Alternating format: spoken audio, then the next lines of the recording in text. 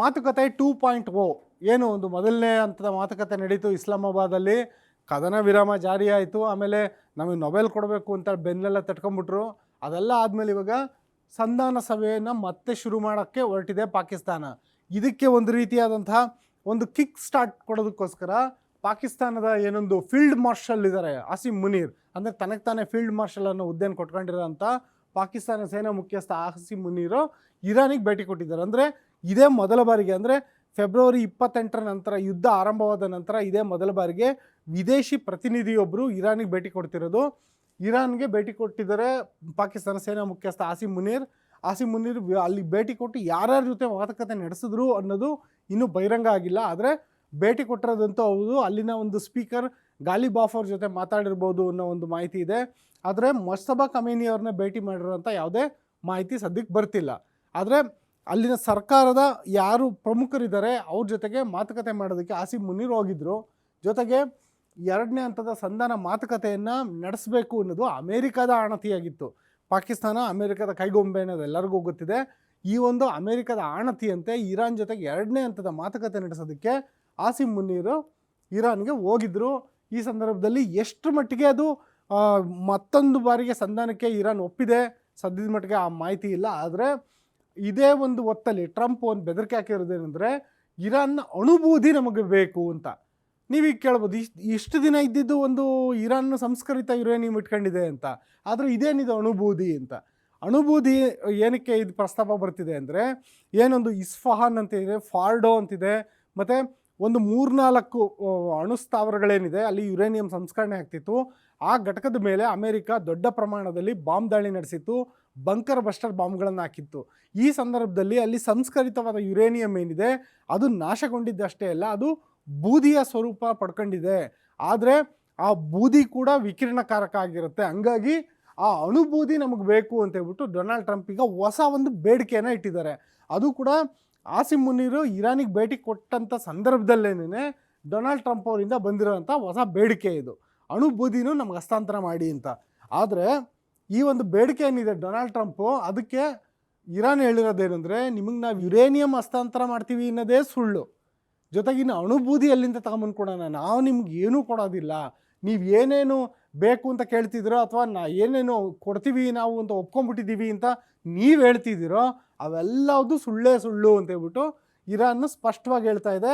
ನಾವು ನಿಮ್ಗೆ ಯಾವುದೇ ಆಶ್ವಾಸನೆ ಕೊಟ್ಟಿಲ್ಲ, ನೀವು ಸುಮ್ಮನೆ ಏನೇನೋ ಸೋಷಿಯಲ್ ಮೀಡಿಯಾದಲ್ಲಿ ಪೋಸ್ಟ್ ಹಾಕೊಂಡ್ರೆ ನಾವು ಅದನ್ನು ಕೇರ್ ಮಾಡಲ್ಲ ಅಂತ ಹೇಳ್ಬಿಟ್ಟು ಹೇಳ್ತಾ ಇದೆ. ಜೊತೆಗೆ ಇನ್ನೊಂದು ಹೇಳ್ತಿರೋದು ಇರಾನ್ ಏನಂದರೆ, ನಿಮ್ಮ ಶತ್ರುಗಳು ಯಾರಿದ್ದಾರೆ ಅವ್ರನ್ನ ಮಣಿಸೋದಕ್ಕೆ ನಮ್ಮ ನೌಕಾಪಡೆ ರೆಡಿಯಾಗಿದೆ ಅಂತ. ಏನೊಂದು ಅರ್ಮುಜ್ ಜಲಸಂಧಿ ಇರ್ಬೋದು, ಮತ್ತು ಬೇರೆ ಬೇರೆ ಕಡೆ ಪರ್ಷಿಯನ್ ಕೊಲ್ಲಿ ಇರ್ಬೋದು, ಅಲ್ಲೆಲ್ಲ ಕಡೆ ಒಂದು ನಮ್ಮ ನೌಕಾಪಡೆ ರೆಡಿಯಾಗಿ ನಿಂತಿದೆ ಅಂತ. ಅಂದರೆ ಇರಾನ್ ಬಳಿ ದೊಡ್ಡ ದೊಡ್ಡ ಅಮೆರಿಕಾದಲ್ಲಿರುವಂಥ USS ಗೆರಾಲ್ಡ್ ಫೋರ್ಡ್, USS ಅಬ್ರಾಮ್ ಲಿಂಕನ್, ಆ ರೀತಿಯಾದಂಥ ದೊಡ್ಡ ದೊಡ್ಡ ಯುದ್ಧ ನೌಕೆಗಳು ಇಲ್ಲದೇ ಇರ್ಬೋದು ಇರಾನ್ ಬಳಿ. ಆದರೆ ಏನೊಂದು ಅರ್ಮುಜ್ ಜಲಸಂಧಿ ಇರ್ಬೋದು, ಪರ್ಷಿಯನ್ ಕೊಲ್ಲಿ ಇರ್ಬೋದು, ಆ ರೀತಿಯಾದಂತಹ ಸಣ್ಣ ಒಂದು ಇಕ್ಕಟ್ಟಾದ ಸ್ಥಳಗಳಲ್ಲಿ ತುಂಬ ಸುಗಮವಾಗಿ ಸಂಚರಿಸುವಂಥ, ವೇಗವಾಗಿ ಸಂಚರಿಸುವಂಥ ಸ್ಪೀಡ್ ಬೋಟ್ಗಳನ್ನು ಇಟ್ಕೊಂಡಿದೆ ಅಲ್ಲಿನ ನೌಕಾಪಡೆ. ಆ ಮೂಲಕ ಒಂದು ರೀತಿ ಗೆರಿಲ್ಲಾ ವಾರ್ಫೇರ್ ಮಾಡೋದಕ್ಕೆ, ಸಮುದ್ರದಲ್ಲಿ ಗೆರಿಲ್ಲಾ ವಾರ್ಫೇರ್ ನಡೆಸುವಂಥ ತಂತ್ರಗಾರಿಕೆ ಇರಾನ್ ಬಳಿ ಇದೆ.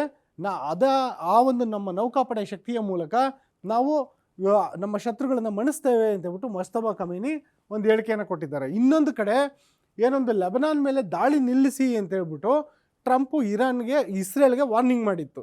ಯಾಕೆಂದರೆ ಏನೊಂದು ಕದನ ವಿರಾಮ ಜಾರಿಯಾದ ಸಂದರ್ಭದಲ್ಲಿ ಮತ್ತು ಕದನ ವಿರಾಮಕ್ಕೂ ಮೊದಲು ಕೂಡ ಲೆಬನಾನ್ ಮೇಲೆ ದೊಡ್ಡ ಮಟ್ಟದ ದಾಳಿಯನ್ನು ಇಸ್ರೇಲ್ ಮಾಡಿತ್ತು. ಕೇವಲ 10 ನಿಮಿಷದಲ್ಲಿ 100 ಟಾರ್ಗೆಟ್ಗಳನ್ನು ಹೊಡೆದಾಕಿತ್ತು ಲೆಬನಾನ್ನಲ್ಲಿರೋ ಹೆಜ್ಬುಲ್ಲಾ ಉಗ್ರರ ಮೇಲೆ. ಇದೀಗ ಟ್ರಂಪ್ ಹೇಳ್ತಿರೋದೇನೆಂದರೆ, ಅರ್ಮುಜ್ ಜಲಸಂಧಿ ಓಪನ್ ಆಗ್ತಿಲ್ಲ, ಹಂಗಾಗಿ ನೀವು ಲೆಬನಾನ್ ಮೇಲೆ ದಾಳಿ ನಿಲ್ಲಿಸಿ ಅಂತ ಹೇಳ್ಬಿಟ್ಟು ಇಸ್ರೇಲ್ಗೆ ಸೂಚನೆಯನ್ನು, ಒಂದು ರೀತಿ ತಾಕೀತನ್ನು ಮಾಡಿದರು. ಅದಕ್ಕೆ ಇಸ್ರೇಲ್ ಟಕ್ಕರ್ ಕೊಟ್ಟಿದೆ, ನಿಮ್ಮ ಮಾತು ನಾವು ಯಾಕೆ ಕೇಳಬೇಕು ಅಂತ. ಅಂದರೆ ಇಸ್ರೇಲ್ ಈ ಆರಂಭದಿಂದ ಇದುವರೆಗೂ ಯಾರ ಮಾತನ್ನು ಕೇಳಿಲ್ಲ, ಅಮೆರಿಕದ ಮಾತನ್ನು ಕೇಳಿಲ್ಲ. ಇದೀಗ ಲೆಬನಾನ್ ಮೇಲೆ ದಾಳಿ ನಿಲ್ಲಿಸಿ ಅಂತ ಹೇಳ್ತಿದಾರಲ್ಲ ಟ್ರಂಪ್, ಆ ಮಾತನ್ನು ಕೂಡ ಇಸ್ರೇಲ್ ಇವಾಗ ಕೇಳಕ್ಕೆ ರೆಡಿ ಆಗ್ತಿಲ್ಲ. ಹಿಂಗಾಗಿ ಇವಾಗ ಈ ಶಾಂತಿ ಮಾತುಕತೆ ಅನ್ನೋದೇನಿದೆಯಲ್ಲ, ಆ ಶಾಂತಿ ಮಾತುಕತೆ ಒಂದು ರೀತಿಯಾದಂತಹ ಅತಂತ್ರ ಸ್ಥಿತಿಗೆ ತಲುಪಿದೆ ಅಂತ ಹೇಳ್ಬೋದು. ಈ ಮಧ್ಯ ಏನು ಪೋಪ್ ಏನಿದ್ದಾರೆ, ಪೋಪ್ ಲಿಯೋ ಅಂದರೆ ಒಂದು ಕ್ರೈಸ್ತರ ಒಂದು ಧರ್ಮಗುರು ಏನಿದ್ದಾರೆ, ಅವ್ರು ಜಾಗತಿಕ ಮಟ್ಟದ ಇಡೀ ವಿಶ್ವದಲ್ಲಿರುವಂಥ ಎಲ್ಲ ಕ್ರೈಸ್ತರಿಗೂ ಧರ್ಮಗುರು ಆಗಿರುವಂಥ ಪೋಪ್ ಲಿಯೋ ಅವರು ಕೂಡ ಈ ಹಿಂದೆ ಶಾಂತಿ ಸ್ಥಾಪನೆ ಆಗಬೇಕು, ಇರಾನ್ ಜೊತೆ ಮಾತ್ರ ಅಲ್ಲ ಇಡೀ ವಿಶ್ವದೆಲ್ಲೆಡೆ ಶಾಂತಿ ಸ್ಥಾಪನೆ ಆಗಬೇಕು ಅಂತ ಹೇಳ್ಬಿಟ್ಟು ಡೊನಾಲ್ಡ್ ಟ್ರಂಪ್ ಸೇರಿದಂತೆ ಇಡೀ ವಿಶ್ವ ನಾಯಕರಿಗೆ ಒಂದು ಕರೆಯನ್ನು ಕೊಟ್ಟಿದ್ದರು. ಆದರೆ ಅದಕ್ಕೆ ಡೊನಾಲ್ಡ್ ಟ್ರಂಪ್ ಹೇಳಿದ್ದು ನಿಮ್ಮನ್ನು ಪೋಪ್ ಮಾಡಿದ್ದೆ ನಾನು ಅಂತ. ಅಂದರೆ ಈ ಒಂದು ಕ್ರೈಸ್ತರ ಒಂದು ಧರ್ಮಗುರು ಏನಿದ್ದಾರೆ, ಇಡೀ ಜಗತ್ತಿಗೆ ಒಂದು ಧರ್ಮಗುರು ಆಗಿರೋಂಥ ಕ್ರಿಸ್ತರಿಗೆ ಆತನನ್ನು ನಾವು ಅವರ ಸ್ಥಾನಕ್ಕೆ ತಗೊಂಬಂದಿದ್ದೆ ನಾನು ಅಂತ ಹೇಳ್ಬಿಟ್ಟು ಟ್ರಂಪ್ ಒಂದು ಹೇಳಿಕೆಯನ್ನು ಕೊಟ್ಟಿದ್ದರು. ಅದಕ್ಕೆ ಕೂಡ ಈಗ ಪೋಪ್ ಲಿಯೋ ಅವರು ಅಸಮಾಧಾನ ವ್ಯಕ್ತಪಡಿಸಿದ್ದಾರೆ. ಅಂದರೆ ನೀವು ಒಂದು ಕಡೆ ಅರ್ಮುಸ್ ಜಲಸಂಧಿಯನ್ನು ಓಪನ್ ಮಾಡಿಸ್ತಿಲ್ಲ, ನಿಮ್ಮಿಂದಾಗಿ ಆ ಜಲಸಂಧಿ ಬಂದಾಗಿದೆ, ಹಂಗಾಗಿ ಇಡೀ ವಿಶ್ವಕ್ಕೆ ತೈಲ ಸಂಕಷ್ಟ ಎದುರಾಗಿದೆ. ಅದ್ರ ಜೊತೆಗೆ ನೀವು ಇರಾನ್ ಜೊತೆಗೆ ಶಾಂತಿ ಮಾತುಕತೆಯನ್ನು ನಡೆಸ್ತಿಲ್ಲ, ಹಂಗಾಗಿ ಇಡೀ ವಿಶ್ವ ಒಂದು ರೀತಿ ಉದ್ವಿಗ್ನ ಸ್ಥಿತಿಯಲ್ಲಿದೆ. ಇಂಥ ಸ್ಥಿತಿಯನ್ನು ಕಡಿಮೆ ಮಾಡಿ ಅಂತ ಯಾರೋ ಒಬ್ಬರು ಬಂದು ಬುದ್ಧಿವಾದ ಹೇಳಿದ್ರೆ ಅವ್ರ ವಿರುದ್ಧನೂ ಕೂಡ ಈಗ ವಾಕ್ಸಮರ ನಡೀತಾ ಇದೆ. ಅಂದರೆ ಈ ಶಾಂತಿ ಮಾತುಕತೆ, ಎರಡನೇ ಹಂತದ ಶಾಂತಿ ಮಾತುಕತೆ ಯಾವಾಗ ಆರಂಭ ಆಗುತ್ತೆ ಅನ್ನೋ ಒಂದು ಗೊಂದಲ ಏನಿದೆಯಲ್ಲ, ಅದಕ್ಕೆ ಇಲ್ಲಿ ಒಂದು ರೀತಿ ಪರೋಕ್ಷ ಉತ್ತರ ಸಿಗ್ತಾ ಇದೆ. ಏನಂದರೆ ಶಾಂತಿ ಮಾತುಕತೆ ಡೌಟು ಅನ್ನೋ ರೀತಿ. ಅಂದರೆ ಪಾಕಿಸ್ತಾನದ ಏನೊಂದು ಸೇನಾ ಮುಖ್ಯಸ್ಥ ಇದ್ದಾರೆ ಆಸಿಮ್ ಮುನೀರ್, ಆತ ಪ್ರಯತ್ನ ಪಡ್ತಿರ್ಬೋದು, ಆದರೆ ಈ ಶಾಂತಿ ಮಾತುಕತೆ ಎಷ್ಟು ಕಷ್ಟ ಅನ್ನೋದಕ್ಕೆ ಪೋಪ್ ಜೊತೆ ನಡೆದಿರೋಂಥ ಈ ವಾಗ್ವಾದನೆ ಕಾರಣ ಅಂತ ಹೇಳ್ಬೋದು. ಮತ್ತು ಈ ಎಲ್ಲ ಕಾರಣದಿಂದಾಗ ಏನಾಗಿದೆ, ಇದು ಸಂಧಾನ ಆಗುತ್ತೋ ಮತ್ತೆ ಸಮರ ಶುರುವಾಗುತ್ತೋ ಅನ್ನೋ ಒಂದು ಡೆಡ್ ಲಾಕ್ ಅನ್ನೋ ಸಿಚುವೇಶನ್ನು ಈಗ ಸೃಷ್ಟಿಯಾಗಿದೆ ಇಡೀ ವಿಶ್ವದ ಎದುರುಗಡೆ. ಈಗೇನು ಇಸ್ರೇಲ್ ಸದ್ಯದ ಮಟ್ಟಿಗೆ ಲೆಬನಾನ್ ಮೇಲೆ ದಾಳಿಯನ್ನು ನಡೆಸಿದೆ, ಸದ್ಯದ ಮಟ್ಟಿಗೆ ಅಮೇರಿಕ ಇರಾನ್ ಮಧ್ಯ ಯಾವುದೇ ಒಂದು ಹೋರಾಟಗಳು ನಡೀತಿಲ್ಲ. ಈ ಇರಾನ್ ಕೂಡ ತನ್ನ ಯಾವುದೇ ಕ್ಷಿಪಣಿ ಆಗಿರ್ಬೋದು, ಡ್ರೋನ್ ಆಗಿರ್ಬೋದು ಆರಿಸ್ತಿಲ್ಲ. ಆದರೆ ಇದೊಂದು ರೀತಿ ಶೀತಲ ಸಮರ ನಡೀತಾ ಇದೆ. ಎರಡನೇ ಹಂತದ ಮಾತುಕತೆಗೆ ಪ್ರಯತ್ನ ನಡೀತಿರೋ ಮಧ್ಯದಲ್ಲೇನೆ ಈ ನಾಯಕರ ನಡುವೆ ನಡೀತಾ ಇರೋ ಈ ವಾಕ್ಸಮರ ಏನಿದೆಯಲ್ಲ, ಅದು ಯಾವಾಗ ಬೇಕಾದರೂ ನಿಜವಾದ ಸಮರ ಸ್ವರೂಪಕ್ಕೆ ತಿರುಗುವಂಥ ಭೀತಿ ಇಡೀ ವಿಶ್ವವನ್ನು ಕಾಡ್ತಿದೆ. ಒಂದು ರೀತಿ ಇದೊಂದು ಟಿಕ್ಕಿಂಗ್ ಟೈಮ್ ಬಾಂಬ್ ರೀತಿ ಇಡೀ ವಿಶ್ವವನ್ನು ಕಾಡ್ತಿದೆ ಅಂತ ಹೇಳಿದ್ರೆ ಸುಳ್ಳಾಗಲ್ಲ.